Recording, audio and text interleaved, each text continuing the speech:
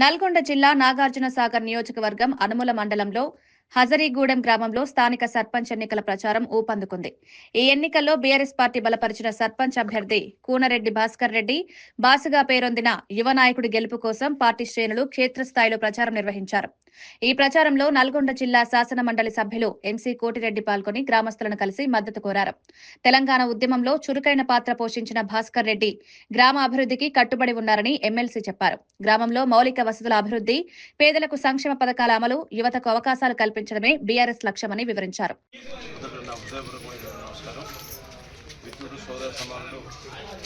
భాస్కర్ రెడ్డి గారికి నేను హృదయపూర్వకమైనటువంటి శుభాకాంక్షలు తెలియజేస్తున్నాను.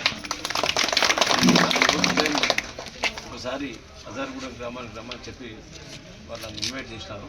సరే మంచిదని చెప్పి టైం చేసుకొని రావడం జరిగింది. ఇది రావడంలో ఉన్నటువంటి ప్రధానమైనటువంటి ఉద్దేశం రేపు 14వ తేదీన మన గ్రామ పంచాయతీ సర్పంచ్ పదవికి ఎన్నికలు జరగబోతున్నాయి. దాంతో పాటు వార్డులకు కూడా జరగబోతున్నాయి. ఇక్కడ ఉన్నటువంటి పోటీ కాంగ్రెస్ పార్టీ బలపరిచినటువంటి అభ్యర్థి మధ్యన బీఆర్ఎస్ పార్టీ బలపరిచినటువంటి మన భాస్కర్ రెడ్డి మధ్యన పోటీ జరుగుతాం.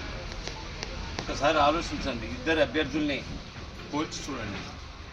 భాస్కర్ రెడ్డి విద్యావంతుడు, యువకుడు, ఉత్సాహవంతుడు, తెలంగాణ రాష్ట్ర సాధన కోసం ఉద్యమంలో పనిచేసినటువంటి వ్యక్తి, ఆ చరిత్ర ఉన్నటువంటి వాళ్ళు. భారత రాష్ట్ర సమితిలో కూడా వారి పాత్ర ఏందో ఒకటి తెలిసినటువంటి వ్యక్తి. అన్నిటికీ మించి గ్రామ సమస్యల మీద మీరేందో, ఈ గ్రామానికి ఉన్న సమస్యలు ఏందో, ఈ గ్రామాన్ని ఏ విధంగా ముందుకు